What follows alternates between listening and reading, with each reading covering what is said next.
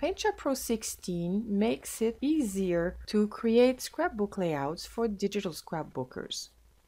Let's have a look at how we can create a very simple scrapbook page. Basically, there are 7 major steps in creating the scrapbook layout.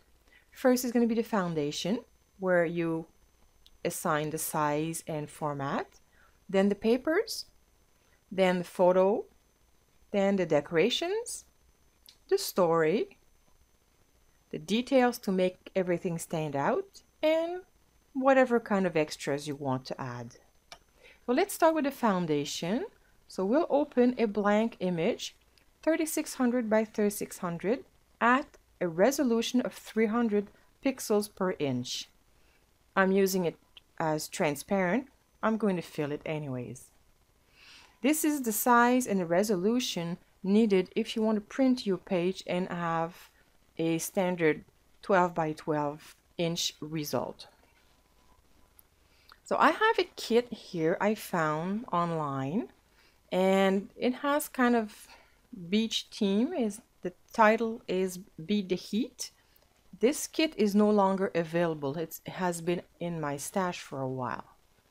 Now, one nice feature of Paintshop 16 is how now you can use the tray here, the organizer, and simply click on what you want and slide it onto the layer palette. And as you can see, now that paper that I chose is added to the layer palette and also has the name of the file. So it's going to be great if I need to remember what it was or if I want to credit the designer. I'm going to be adding a second paper here, and of course, since I don't want to hide that blue paper, I'm going to resize. So I'm going to go under image, resize. I'm going to resize by 90%, and I don't want to resize all the layers. I just want to resize that orange one. It does something like that. Let's add now that photo. So my photo is not in the tray, so I can just go from the layer palette onto my work. So I'll just minimize this. I can see here there's a little detail at the bottom. Let's just get rid of that little line. Just with my selection tool, I'll just delete that. So it looks better. Okay, well, I don't want to have it too centered, so I'll just move it up to the right a bit like that. So this is, now we already have 3 parts done: the foundation, the papers, and the photo. Now let's see what I can add as decorations.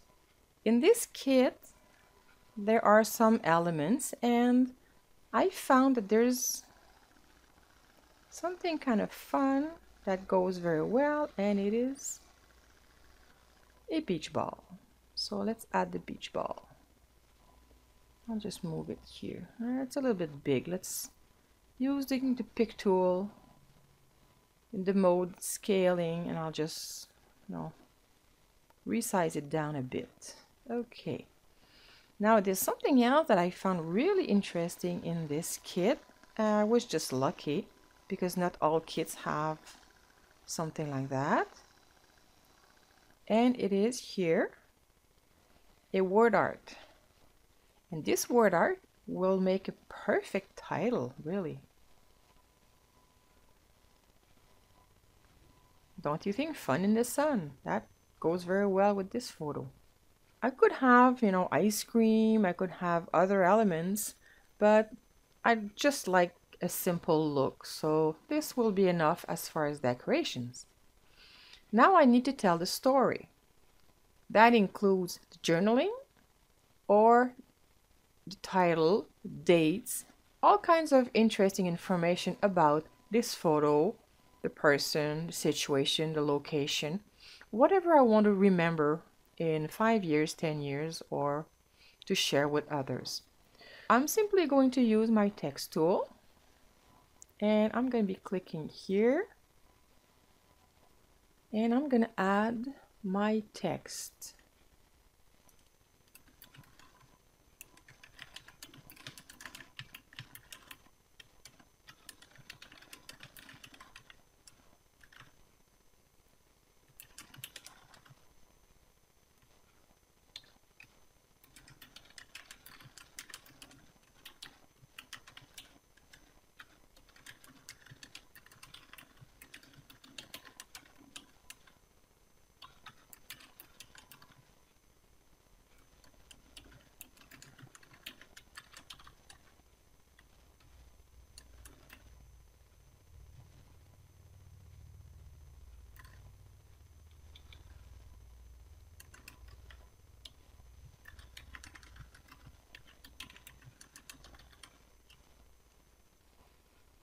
Okay, this, what I'm gonna be doing, I'm gonna zoom in a bit so I can see a bit better, and I'm gonna use a different font,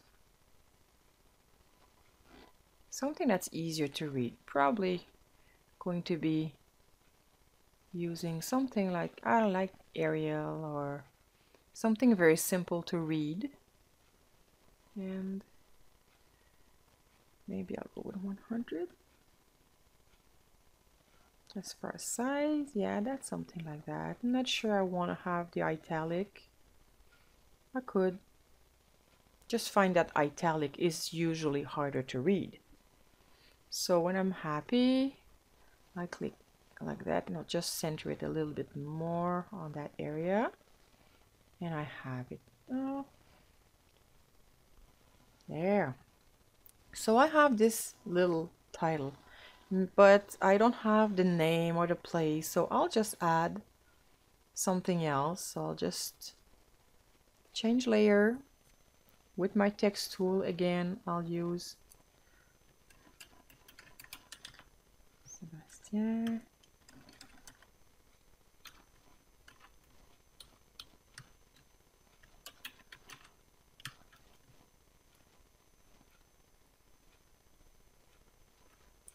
Okay, so I'm gonna be using a different font. So I'll just highlight and find maybe a brush script like that. And maybe I'll do bold. And I accept it. Well, let's have it just to be a little fancy. I'll just have it on the side. So I'll go to image, free rotate, and I'll rotate right 90 degrees. Of course, I don't rotate all the layers. I do OK, and I'll be able to move it over here. Maybe on top. Something like this. So I have now almost all the elements. It looks good now, but a little flat. That means I have to add some shadows to make things stand out. Whatever small element I have will have to have a narrow shadow. I'll go with that title here, and under Effects, 3D Effects, drop shadow. If I have a very wide shadow, it will look like the elements are floating. So if I want to have something that looks like it's glued to the paper, I'll have to reduce that. So I'll go maybe with 15 and see how it looks. That's better.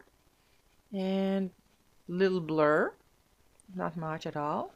And increasing the opacity. This is the basic of shadows. The closer it is to the surface, the higher the opacity value and the less the blur is. I don't need it on a different layer for this. The ball, the beach ball, will have something different. Now for the photo, I'll probably add something pretty similar. As you can see now, the shadow, that's pretty good. Let's go with that orange paper. I can just repeat the command with Control Y. So I don't have to go all the way again. That blue paper does not need any shadow because it's on the edge. Let's have a look at this beach ball. This time I'm going to be using again a drop shadow, but since my beach ball is not specifically made to be looking like a sticker, which this is the look that I would have if I applied the exact same shadow, I'll do a shadow on a new layer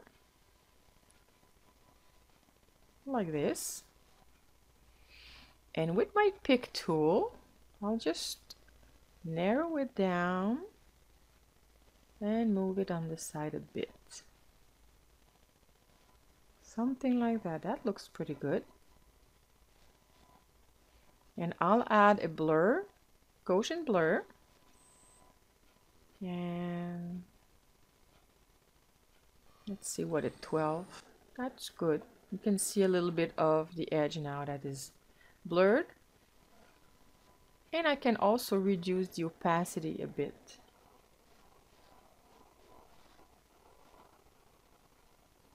Like that. So this is pretty good so far. What I'd like to do is I would like to add some brush work on that photo. So I'll activate that photo layer, and using my magic wand, set to opacity,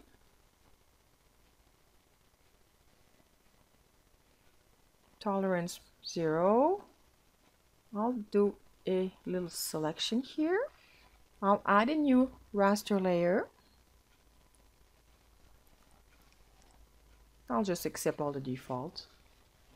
And I'll be using my paintbrush and using one little brush that's included with Paintshop 16. This is an ink splat.